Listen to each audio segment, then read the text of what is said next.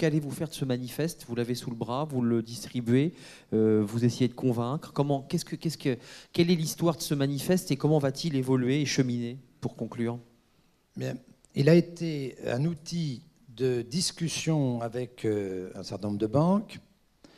Nous regardons ce que je vous ai dit actuellement avec la Banque de France, les données que nous avons. Nous avons maintenant besoin de faire un point avec la Fédération bancaire française sur l'évolution de ce manifeste pour voir dans quelle direction nous allons. Il ne vous a pas échappé qu'il y a en 2012 une élection présidentielle et que donc à cette occasion, il y aura quand même un certain nombre d'éléments qui seront mis sur la table. Je n'imagine pas un instant qu'il y ait la moindre réforme législative d'ici l'élection présidentielle de 2012 dans ce domaine. Hein, messieurs les députés, vous connaissez le calendrier parlementaire.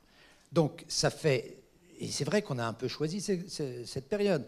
Donc il faut qu'on arrive dans cette période de 2012 avec le réseau bancaire à quelque chose de concret. Et je retiens tout à fait la proposition du président Dupont pour que s'il y a besoin d'un outil législatif ou réglementaire, on le fasse très vite dans cette période où, en général, les 6 premiers mois, il y a un certain nombre de trucs qu'on bouge. Donc voilà, l'évolution, le manifeste, il est là pour faire bouger les lignes, pour qu'il y ait un outil de réflexion, pour que quand on discute sur des choses précises. On en est à la 6e version, Alain Bernard, 6e ou 7e, je ne sais plus très bien. Il y en aura peut-être 10, ça n'a aucune espèce d'importance. On est là pour faire bouger les lignes, pour discuter, pour faire avancer les choses. Le rapport projet-constant, de ce point de vue, est un élément dans l'ensemble de la problématique.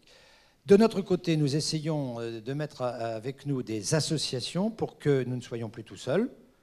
Et alors, c'est bien parti. J'ai un rendez-vous avec la Croix-Rouge bientôt, et donc la Croix-Rouge est très intéressée pour élargir le champ de la concertation. Voyez-vous, d'une certaine manière, ce manifeste, il est un outil permettant aux uns et aux autres, y compris de faire évoluer leurs pensées.